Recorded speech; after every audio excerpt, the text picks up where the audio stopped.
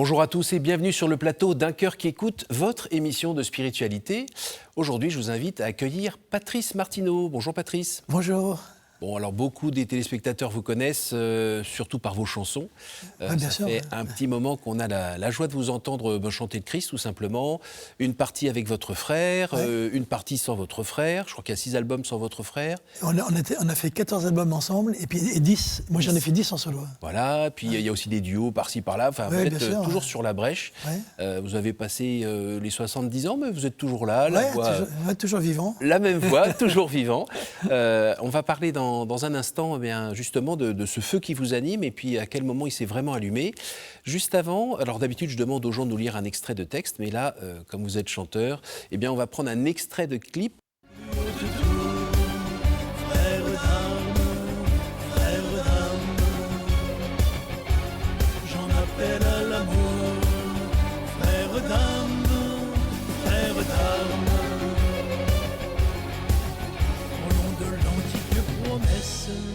Au nom des cèdres du Liban, au nom du glaive de Damoclès, sur la honte de l'Occident, au nom du chant des troubadours et du silence du plein champ, au nom de nos rêves au long cours, des voluptés du firmament.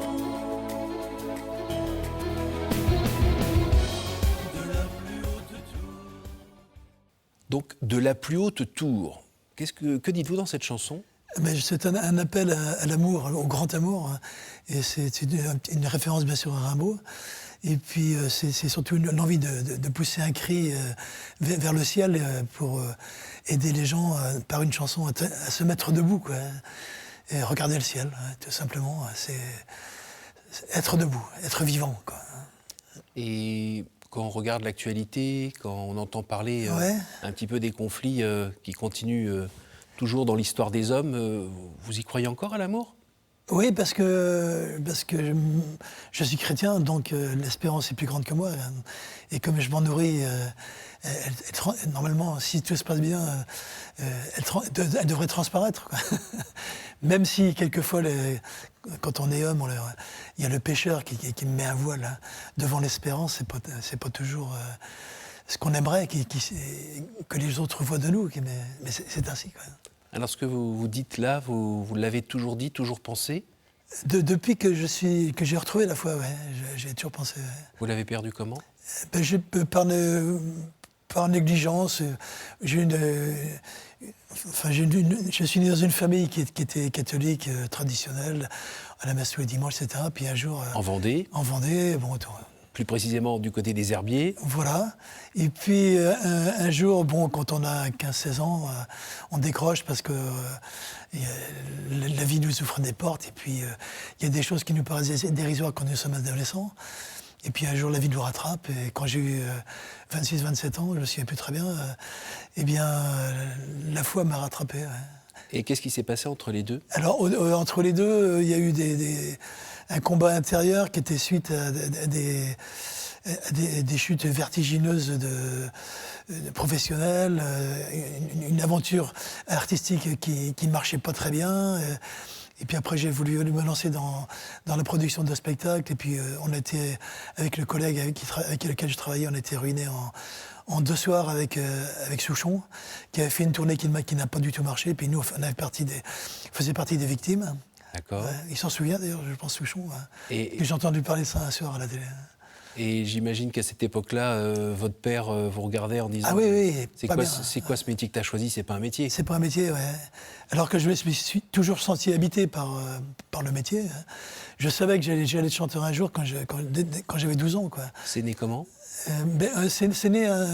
le plus loin que je me souvienne, c'est d'aller voir un oncle qui était sur la scène dans la région de Vendée, et puis qui nous faisait rêver, quoi. Il était clown, il était chanteur, il jouait de la guitare, et celui qui m'a appris à jouer de la guitare quand j'avais 14 ans.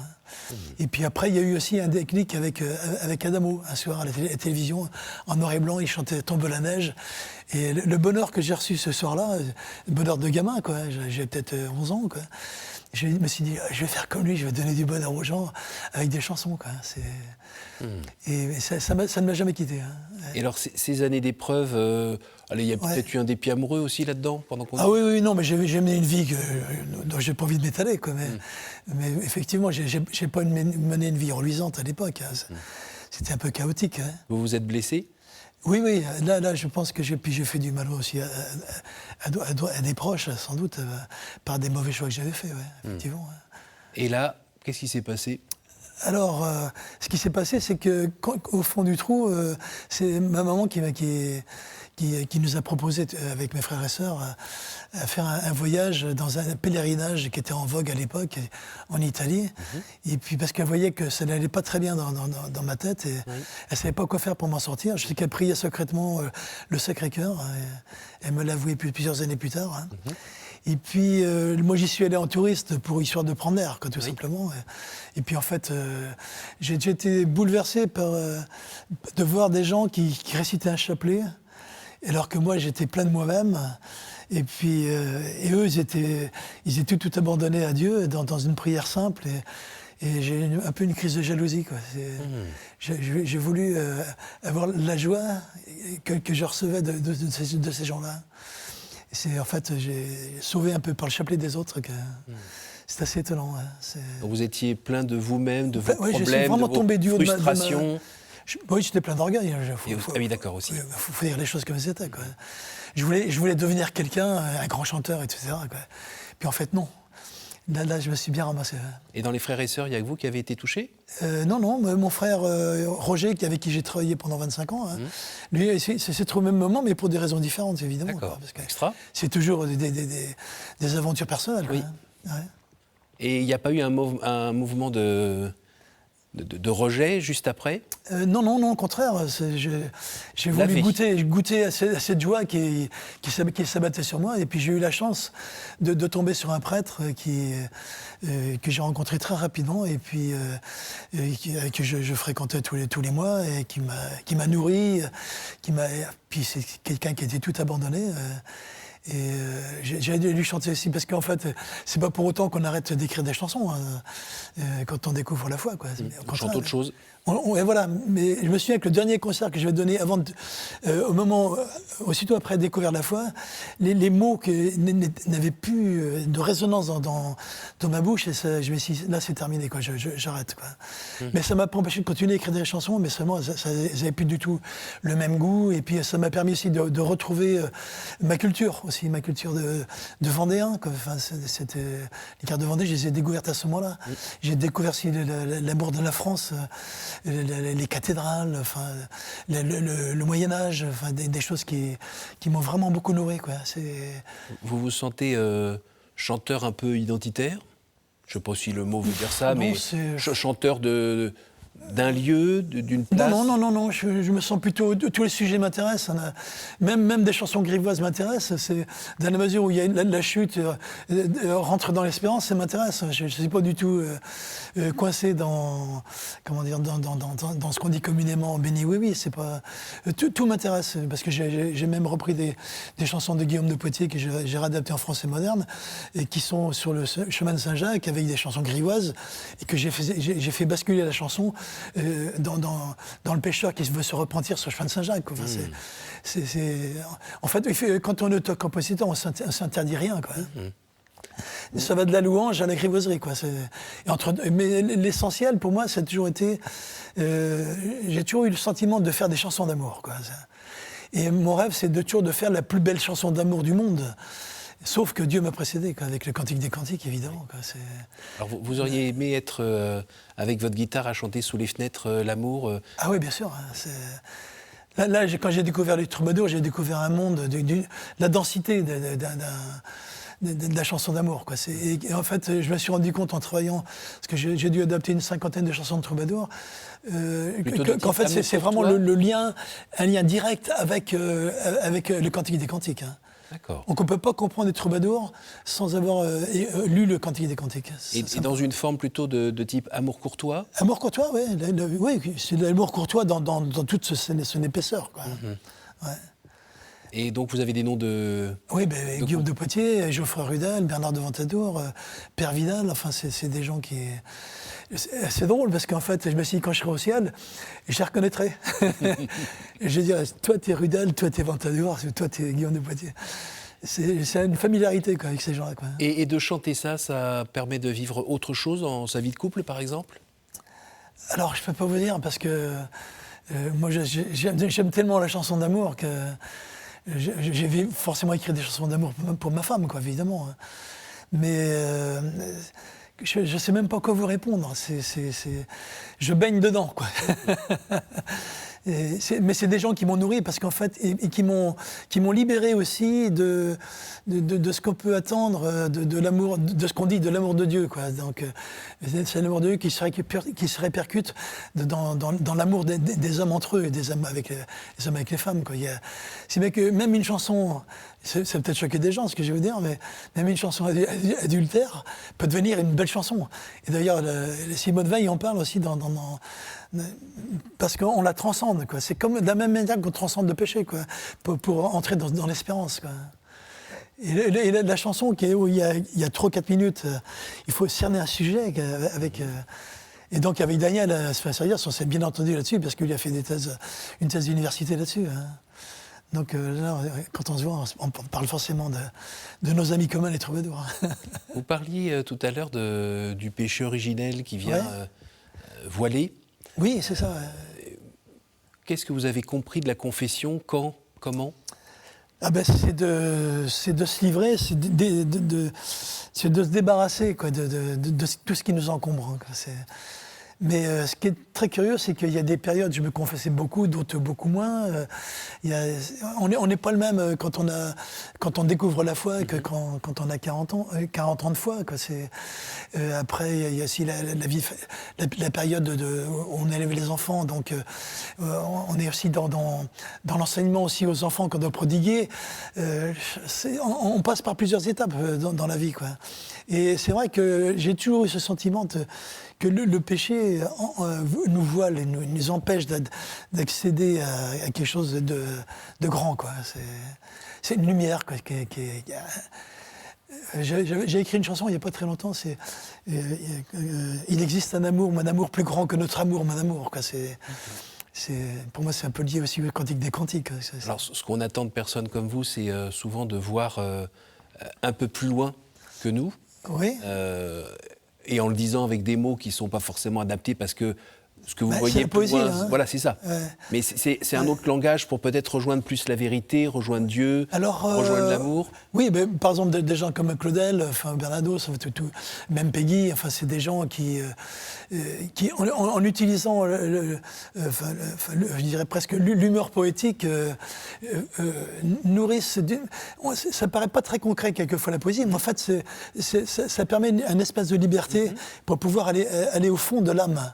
Et là, par exemple, il y a des gens comme Verlaine qui ont fait des textes à la Vierge Marie qui sont exceptionnels, quoi. Enfin, Rudebeuf, c'est pareil. Enfin, moi, j'ai eu la chance d'avoir un professeur de français qui nous a emmenés dans la poésie et qui nous a fait rencontrer les poètes et rencontrer la poésie. Donc, d'avoir été nourri par les poètes, quand j'ai découvert la foi, tout de suite, j'ai fait le lien avec la beauté que j'avais reçue de ce professeur, quoi. La beauté est liée à la foi, quoi. Et quand on fait un travail artistique, on peut que baigner dedans et puis de ressortir l'essence des mots. La beauté sauvera le monde, vous l'entendez comment? Parce que la beauté l'a déjà sauvé par la création, quoi. Enfin, c'est Dieu et beauté. Enfin, ça commence dès la création, quoi.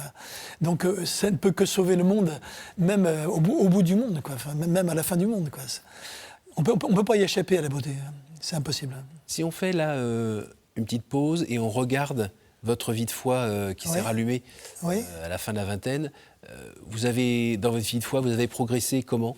Alors, il y a eu quand j'ai découvert la foi, j'étais pas un amoureux de l'Église, quoi. Et c'est lui qui m'a fait aimer l'Église.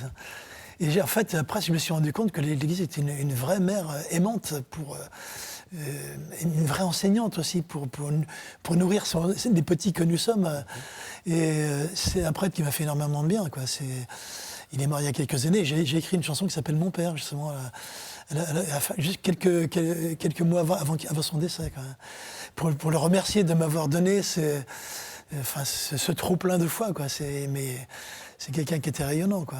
Et après, j'ai eu la chance aussi de travailler dans des mouvements, des événements d'église. Et par exemple, les JMJ, avec mon frère, on a fait celle de Compostelle en particulier, qui était un boom dans notre vie artistique et notre vie de foi, parce qu'on a rencontré des tas de jeunes qui avaient des tas d'associations partout, et notre carrière a commencé en même temps que notre vie de foi a grandi avec eux, quoi.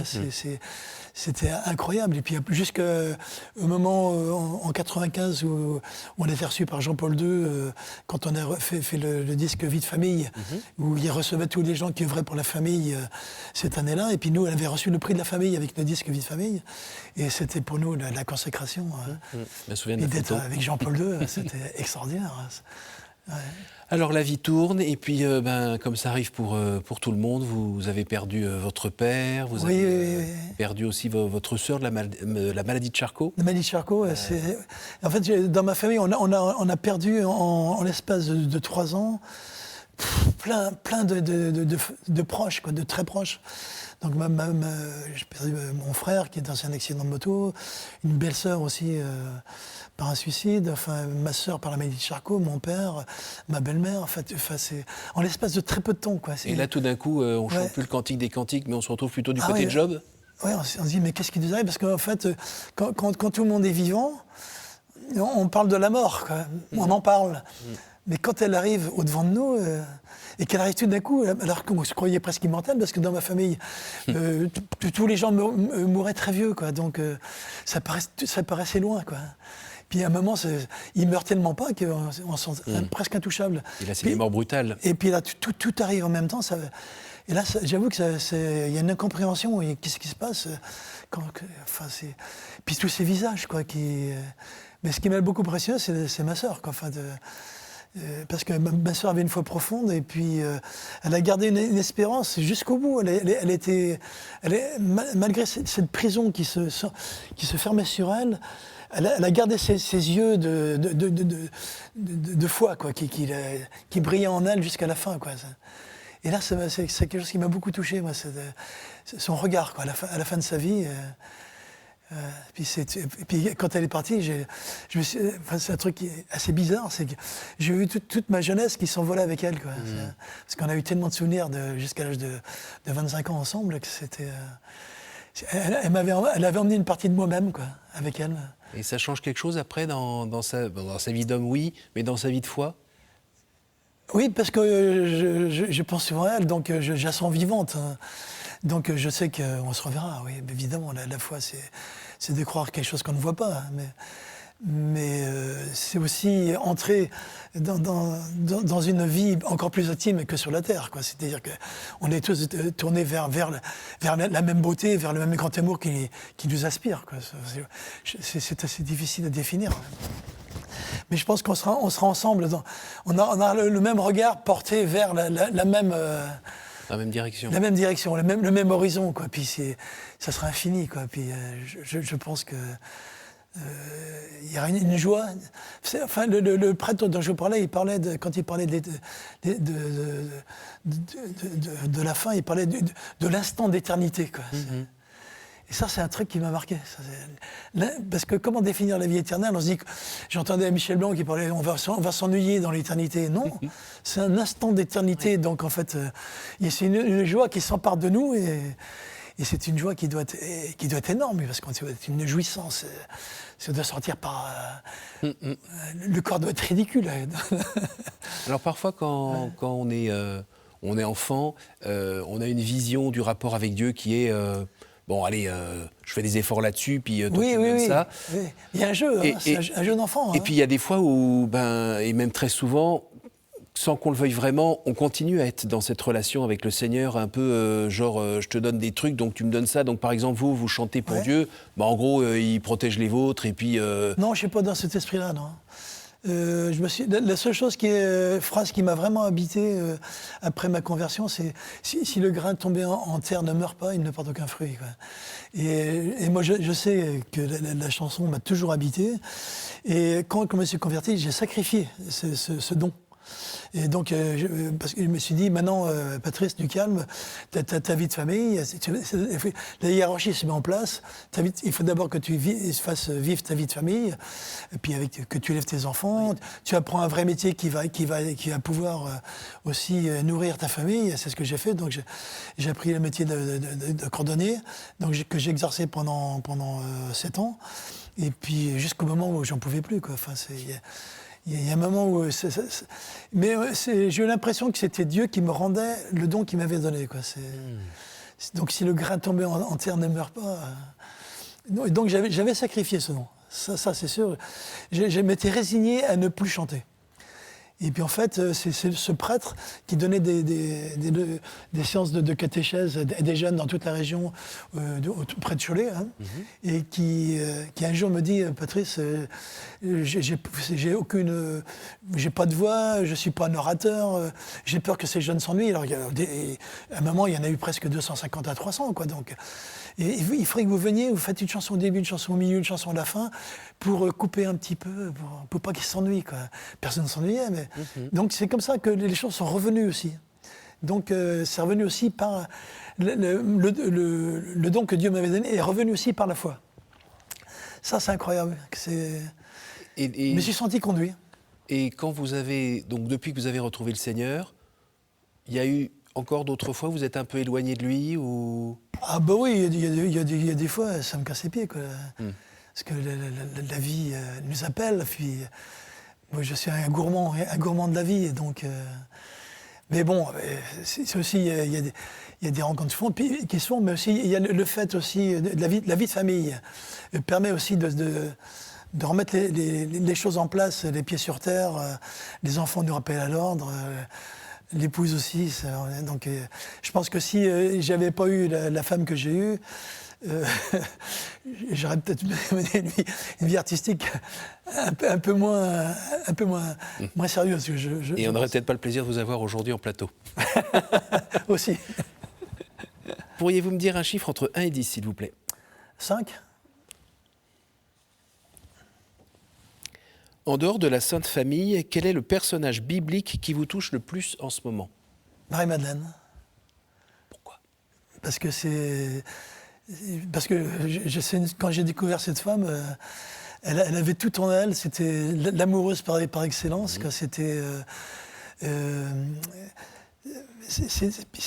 elle était rien, elle est devenue tout. Elle est bien restée à sa place de femme amoureuse, totalement amoureuse du Christ, mais bien à sa place aussi pour se nourrir de son enseignement et aussi de pouvoir s'effacer.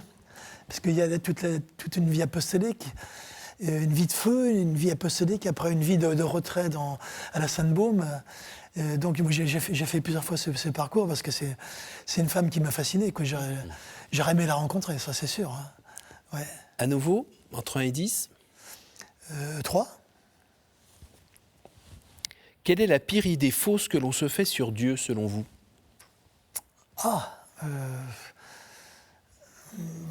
Je ne peux pas vraiment vous dire.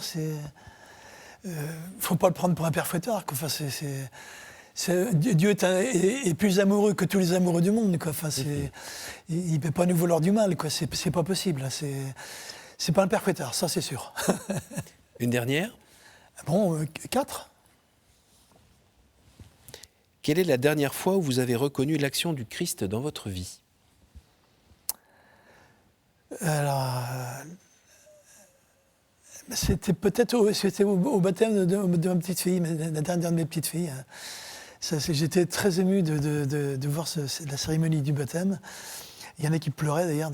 Il y avait une belle joie, quoi. Et j'ai senti là, il y avait une joie qui n'était pas une joie humaine seulement. C'était autour d'un sacrement, quoi. Il y avait quelque chose de simple et de profond. Ouais.